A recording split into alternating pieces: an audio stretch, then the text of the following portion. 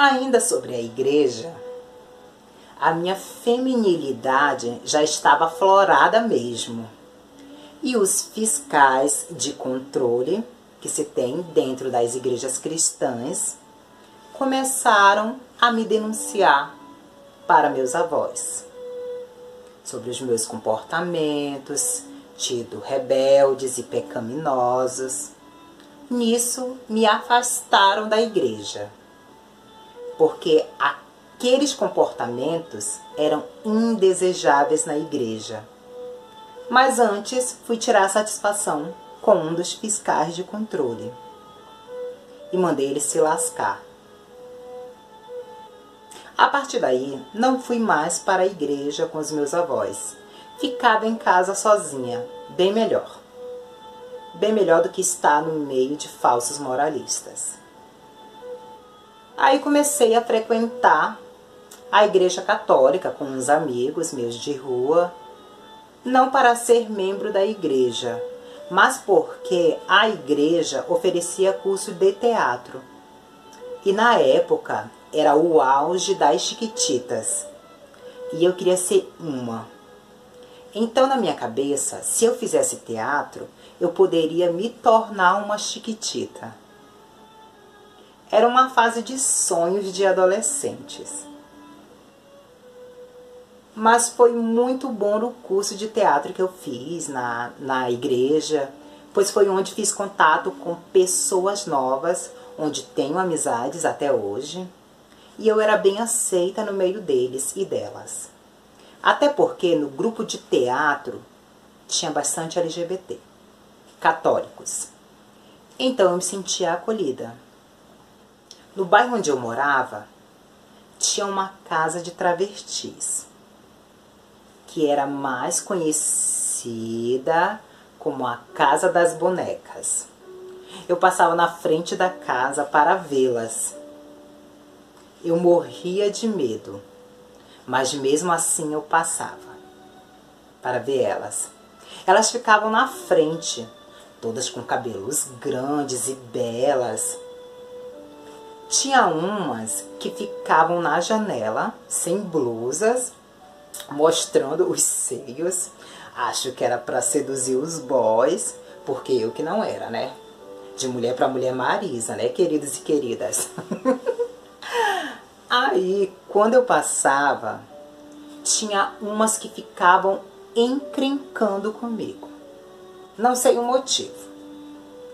Mas eu passava e não retrucava. Porque uns amigos me disseram que eles, naquela época era chamado de eles, eram perigosos. Eu perguntei para uma amiga mulher cis por que as travestis tinham seios, cabelos grandes, como elas faziam para serem daquele jeito. Então ela foi me explicar sobre o uso dos anticoncepcionais, que serviam para aquilo. E eu disse para ela, se eu tomar, vou ficar igual a elas?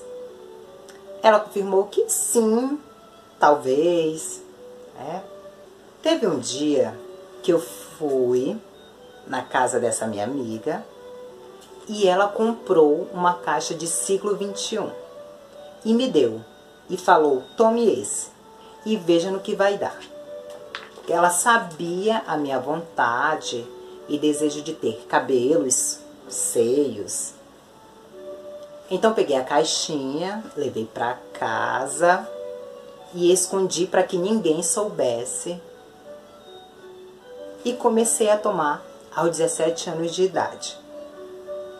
Foi nessa idade que eu tive meu primeiro relacionamento homoafetivo e sexual, que não irei detalhar aqui, né? Então, apareceu os primeiros sintomas dos hormônios, né? Dava muitas fomes e sonolência, mas mesmo assim não parei de tomar. Depois de alguns meses, começou a aparecer os primeiros sinais do resultado dos anticoncepcionais que eu estava tomando. E começou a aparecer seios, o cabelo crescendo. Até que minha avó percebeu e disse que aquilo que eu estava fazendo era coisa do demônio,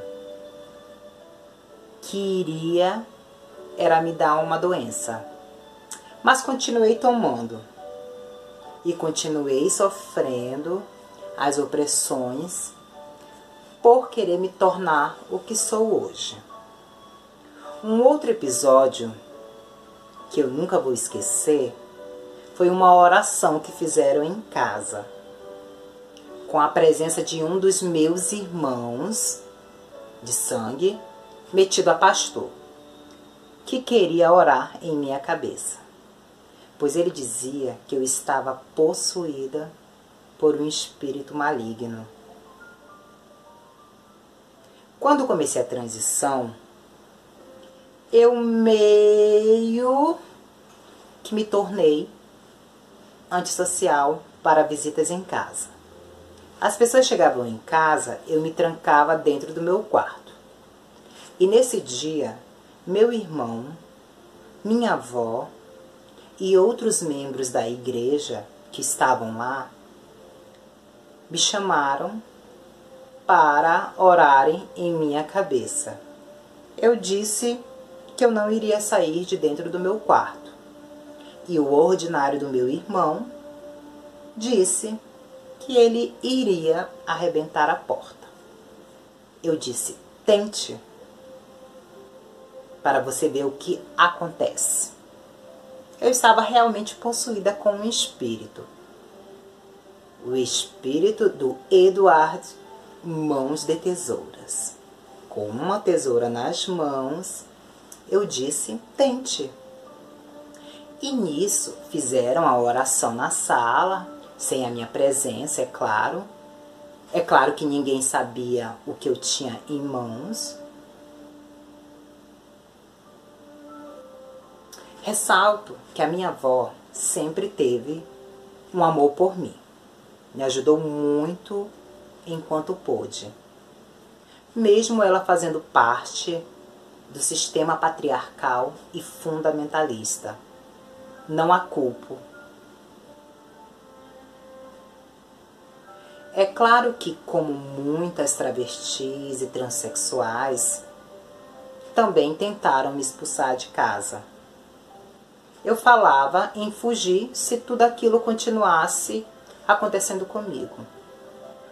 Mas o que me sustentou dentro do meio familiar foram os meus estudos. Eu me apegava neles com todas as forças. Eu sempre pensava: eu preciso fazer uma faculdade, ter meu trabalho, ter meu dinheiro e ter meu canto. Aí vou poder ser quem eu sou, sem dar satisfação para ninguém.